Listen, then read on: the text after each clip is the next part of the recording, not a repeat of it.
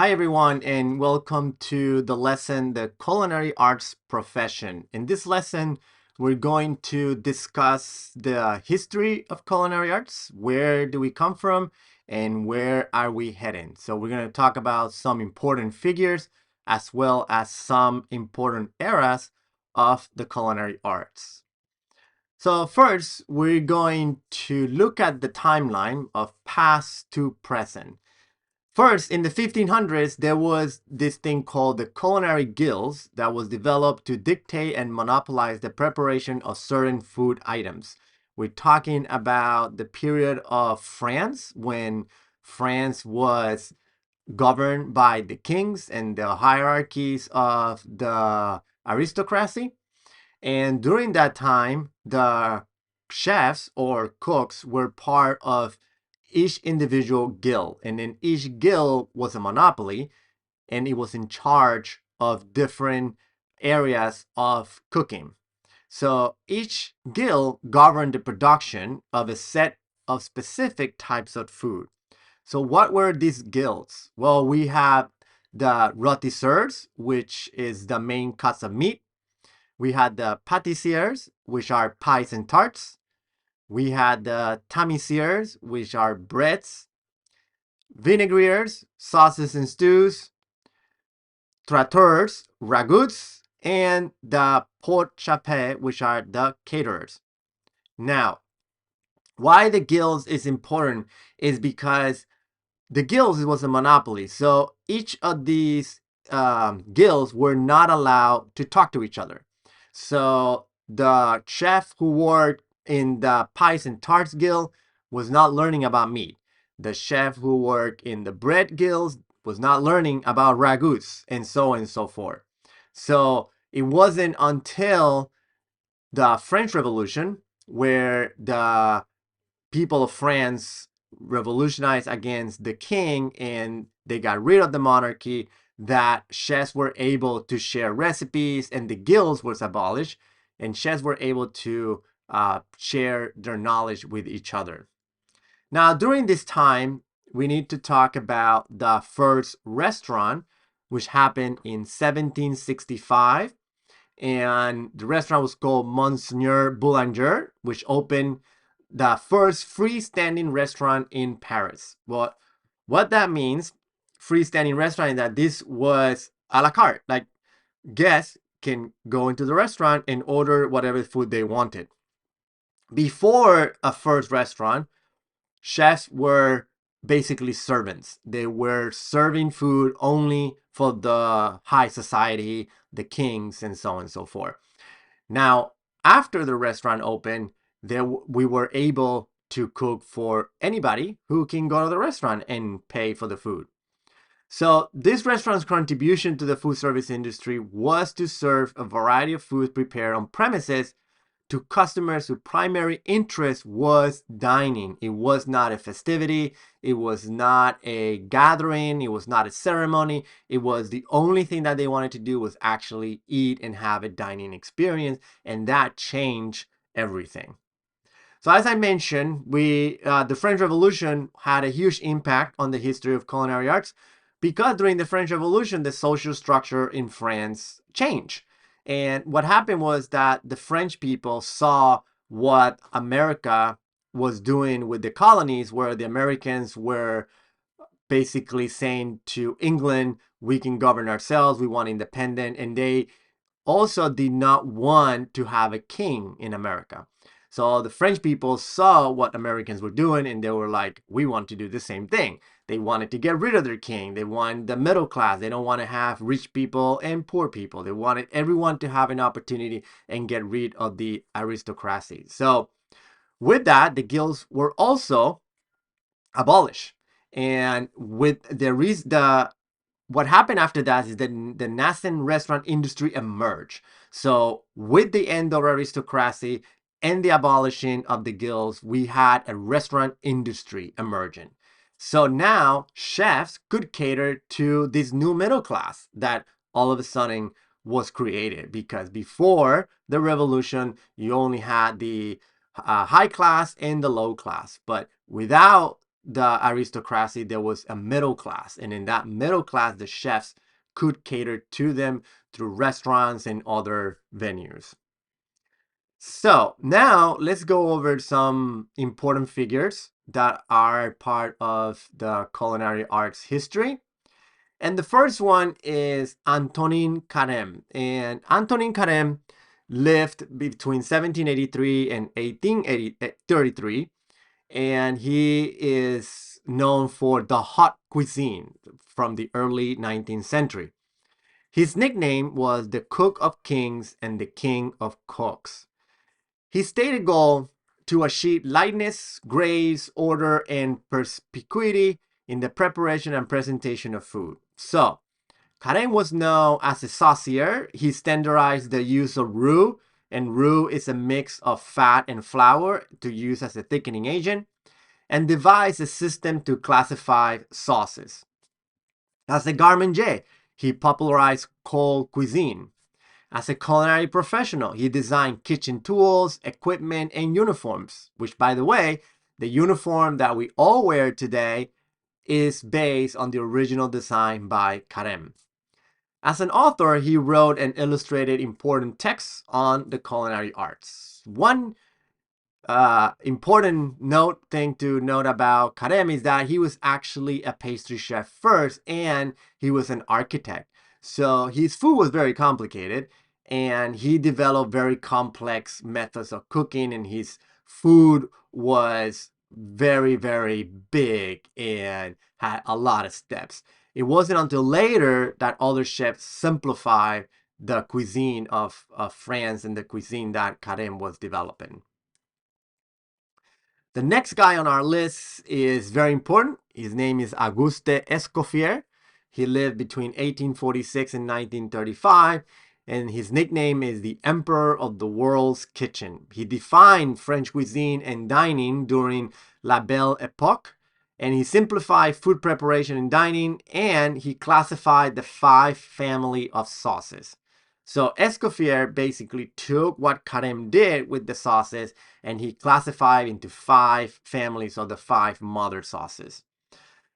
Now, Escoffier wrote several books which are still in use today. His most important book is Le Guide Culinaire, which is still in use today, a collection of classic cuisines, recipes, and garnishes. However, Escoffier's biggest input to the culinary arts is what we call the kitchen brigade. Okay, is the system of staffing a kitchen so that each worker is assigned a set of specific tasks. So Escoffier is credited with developing this hierarchical system. We had the modern kitchen and we had the classical kitchen. But why was that important? Because before Escoffier, a cook was in charge of doing the entire dish by him or herself. So for example, if I was making a fish with a sauce, a starch, and vegetable, garnishes, sauce, anything, all of those components, I was in charge of making them. Now, with the brigade system that Escoffier created, each cook in the kitchen was responsible for one component of that dish. So if I am the fish person, I'm the fish cook, then I only prepare the fish. So either I bake it, I grill it, whatever the case may be. So I only prepare the fish. The cook that's in charge of sauces prepares the sauce. The cook that's in charge of vegetables prepares the vegetable. The cook that's in charge of starches prepares the starches. And then we all come together, we put our component into the plate, and then we have the whole dish. What that did is that it sped up the way that the kitchens work, and food could be prepared at a much faster pace, which opened the door to the restaurant the way that we know it today. So the modern kitchen brigade, this is how today's kitchens are assembled. We have the executive chef. The word chef in French means boss or chief. So the executive chef is the top boss, the main chief of the kitchen. In today's kitchen, the modern kitchen brigade, the executive chef is someone who is more of a manager, has a managerial job than an actual cooking job. So the executive chef is in charge of creating the menus, developing the recipes, hiring staff, firing staff, anything that deals with human resources, procurement and purchasing food, dealing with purveyors, and also financials. He's in charge of the food and labor costs of the kitchen. Then under the chef, the executive chef, you have the sous chef, which means under boss, so the second in command. So what the sous chef does is, in the absence of the chef, the sous chef is in charge of the kitchen in all aspects. So the sous chef assumes all the responsibilities of the executive chef in the executive chef's absence. Now, if the executive chef is in the kitchen, then the sous chef job is mainly to supervise all the area chefs to make sure that the menu and the recipes are done to the standards set by the chef. Then you have the area chefs. So in some kitchens, you have different stations or called area, and each station is going to have one chef or one cook who's in charge of that station. Then we have the line cooks, which are the actual cooks cooking the food. So you have the grill cook, the saute cook, the oven cook, the fry cook. Those are the ones who are actually cooking, grilling, sauteing, cooking the food. That doesn't mean that the area chefs don't cook. That doesn't mean that the sous chef don't cook. That doesn't mean that the executive chef don't cook. They can also be cooking as well. But the line cook does not have any of the other responsibilities. The only responsibility of the line cook is to cook the food. Then you have the pastry chef, which is in charge of desserts, pastries, bread, and so on. Then you have the apprentice, which usually are students doing internship or new cooks that want to get into the business and learn the ropes. Then they start as apprentice. And then you have a short order cook, or usually these are the prep cooks or the dishwashers.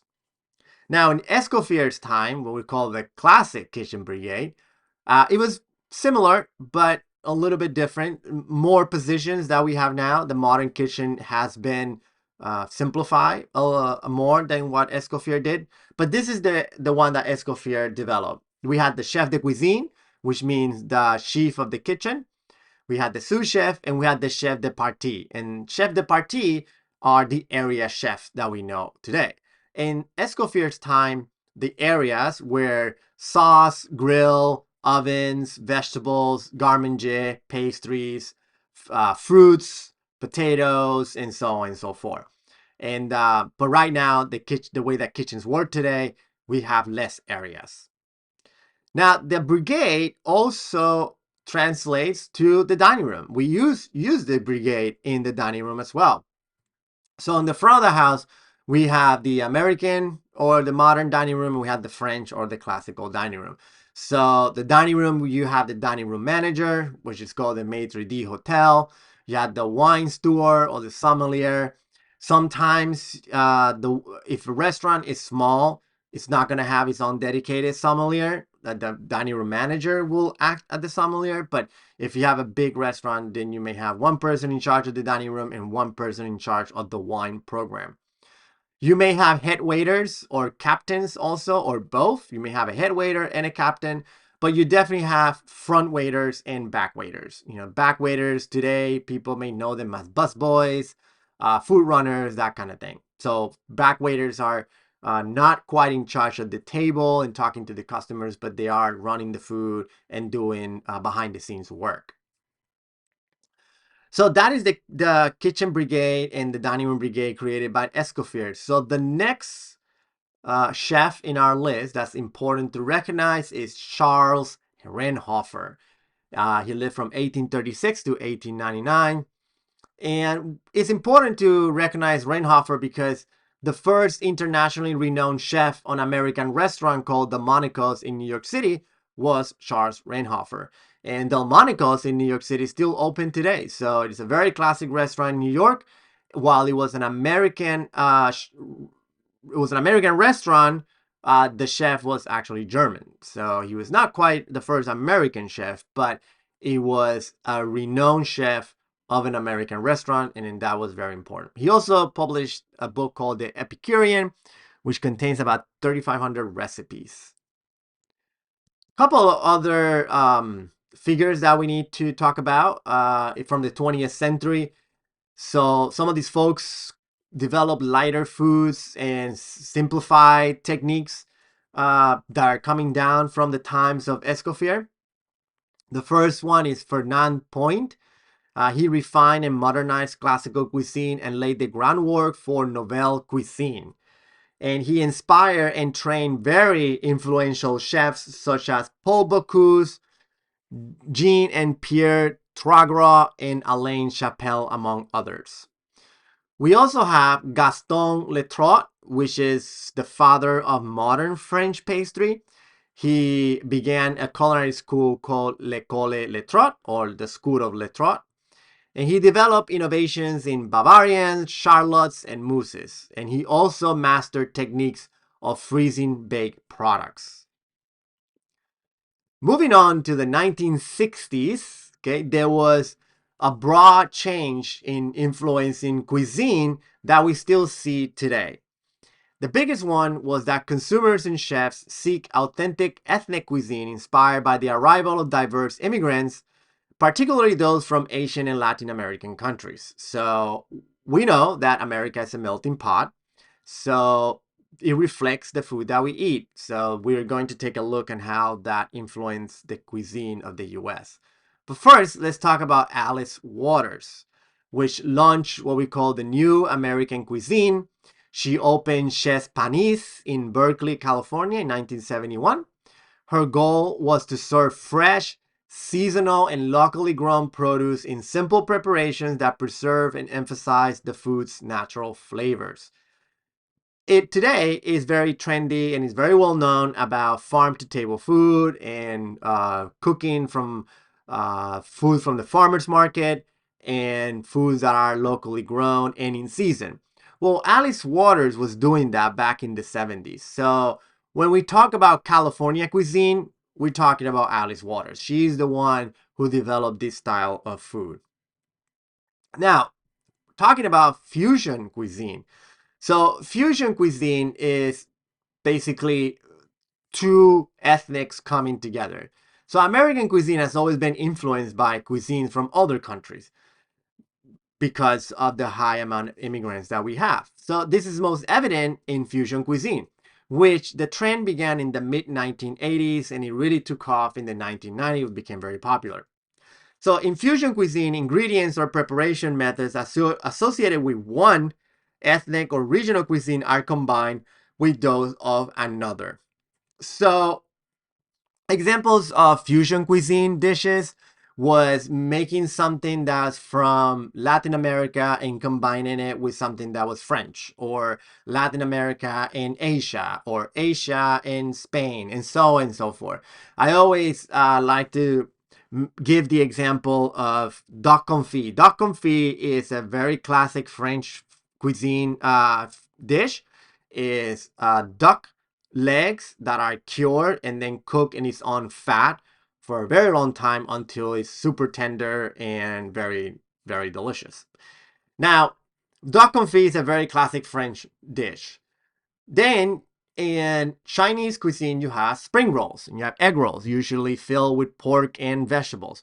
Well, in fusion cuisine, many chefs were putting duck confit inside a spring roll wrapper, and then they'll call it duck confit spring rolls. That is a classic fusion cuisine example because you have the egg roll or the spring roll wrapper and flavors and dipping sauce from Chinese cuisine, but you put in duck confit from French cuisine.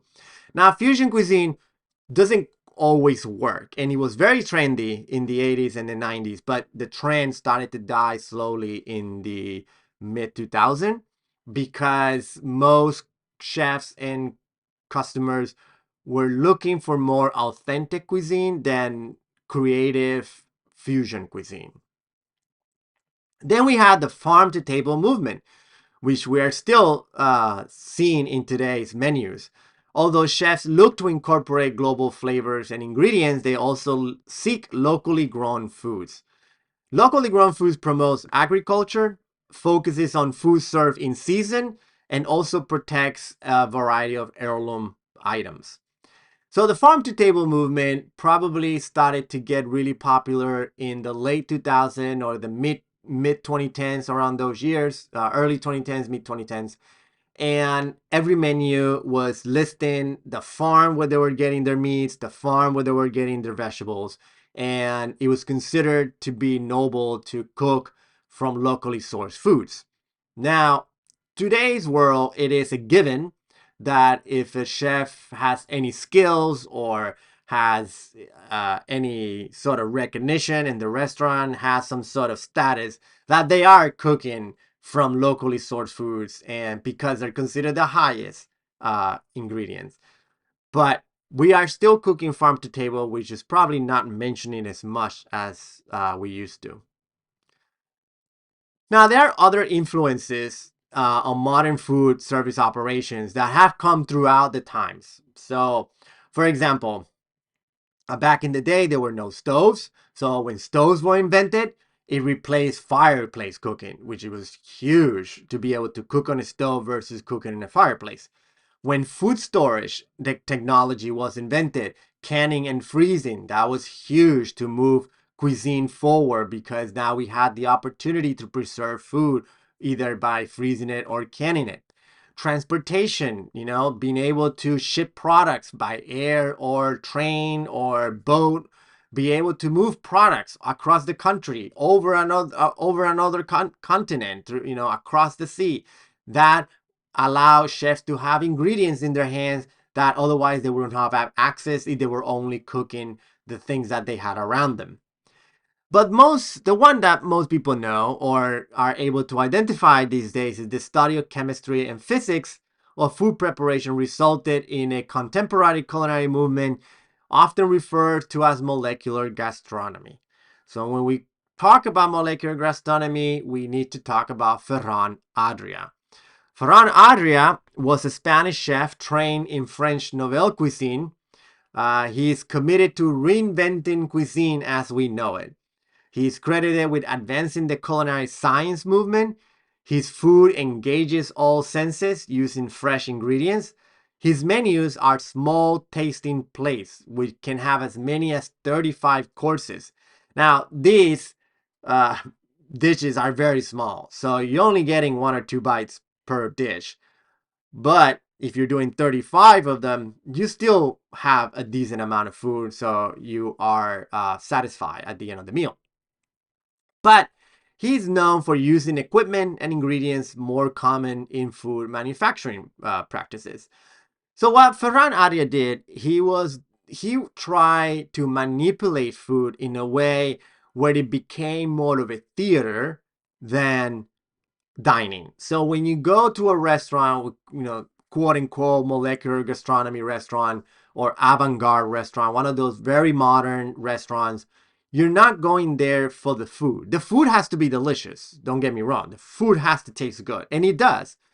But you're not going there for the food. You're going there for the experience. You're going there for the show. You're going there for the theatrical part of the presentation of the meal because everything is just so creative, so out there. The food is manipulated in a way that sometimes you don't even know what you're eating. And then when you put it in your mouth, you're like, oh my God, that was a strawberry. So that is part of the experience.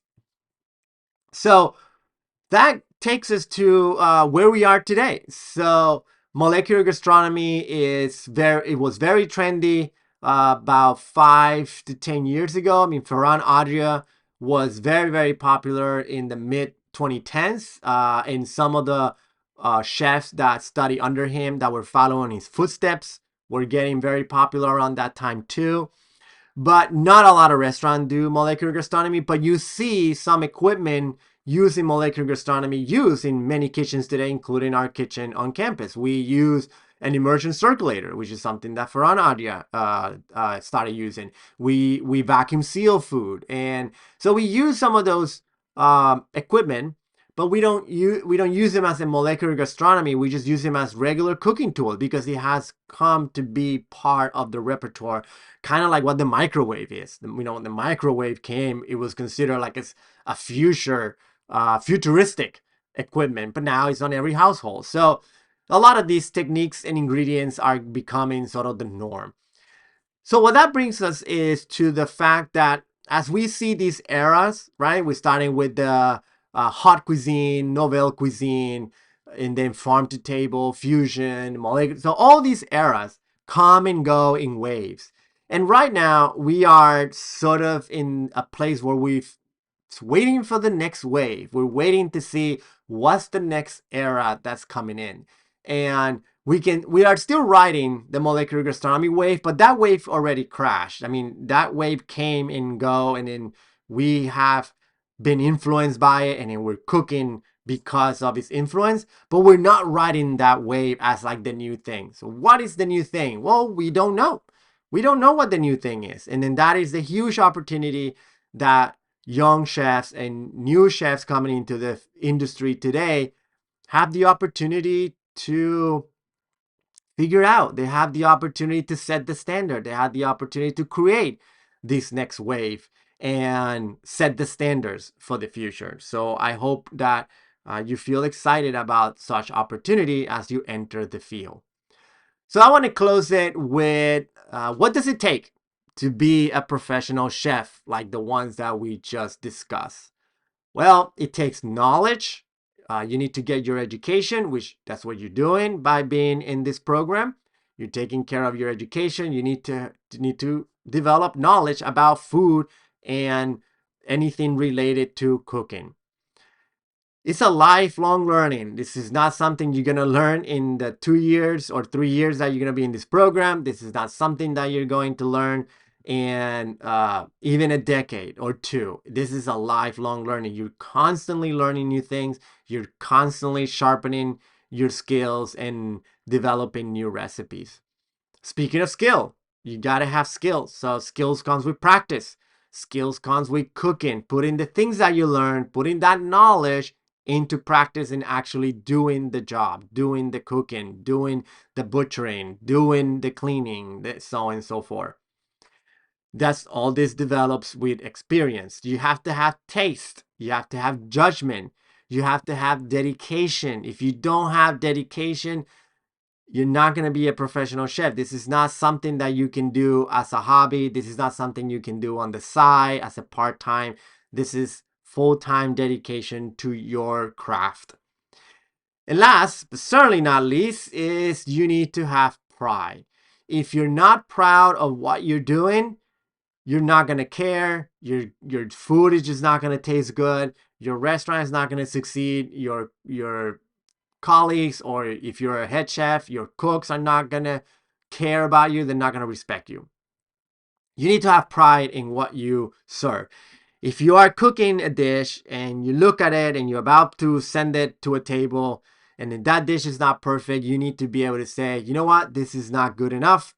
We need to redo it again. I cannot serve this. You need to have the pride to say that. If you're going to be the cook that's just going to throw food on a plate, however it is, burn, half cooked, dirty, I don't care, send it to the table, I'm too busy. That is not the path to success. So with that concludes our lesson today on the culinary arts profession. And this is the what it takes to be a professional chef, and looking at some of the historical chef that has been the most influential.